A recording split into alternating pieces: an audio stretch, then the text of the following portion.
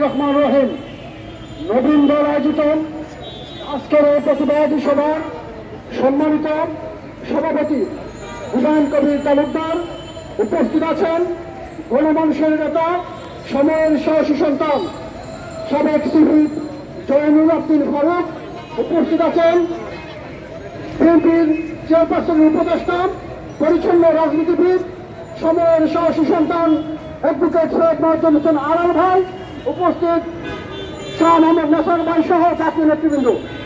প্রিয় ভাইরা, আপনারা জানেন এই নবীন দল 2013 সাল থেকে তারা বাংলাদেশের বিভিন্ন ক্রাইসিস, বিভিন্ন সময়ে বিভিন্ন দাবি দাওয়া নিয়ে তারা প্রতিবাদ জানিয়ে আসছিল।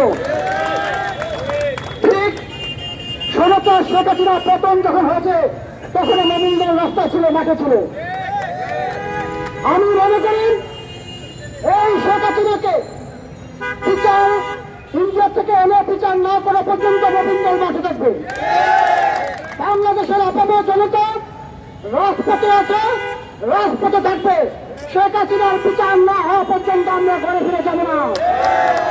ভাইরা, আপনারা জানেন এই সনাতনী শেখ হাসিনার নির্দেশে বিভিন্ন হরণ এবং বিপ্লব আমাদের প্রিয় নেতাকে হত্যা করার জন্য চেষ্টা করেছিল, কিন্তু ষড়যন্ত্র করে হামলা দিয়ে তাকে কিন্তু মারতে পারেনি।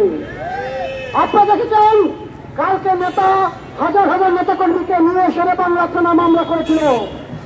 আমি মনে করি প্রশাসন এবং বর্তমান অন্তর্বর্তীকালীন সরকারের প্রধান তারা জয়নুল আবেদিন ফারুকের মামলার প্রতি শ্রদ্ধা রেখে প্রকৃত আসামিদেরকে গ্রেপ্তার করে দৃষ্টান্তমূলক শাস্তি দিলেন এবং শেখ হাসিনাকে বাংলাদেশে এনে ফাঁসি দেওয়া হবে।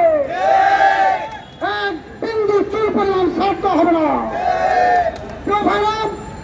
আপনারা জানেন ছাত্র নেতৃবৃন্দদেরকে কিভাবে হয়রানি করেছিল মামলা মোকদ্দমা দিয়ে। আমরা মনে করি এদের বিচার দেশের জনগণ অবশ্যই করবে। এবার আমার বক্তব্য শেষ করছি। আল্লাহ হাফেজ, সবাইকে ধন্যবাদ। আসসালামু আলাইকুম। ধন্যবাদ।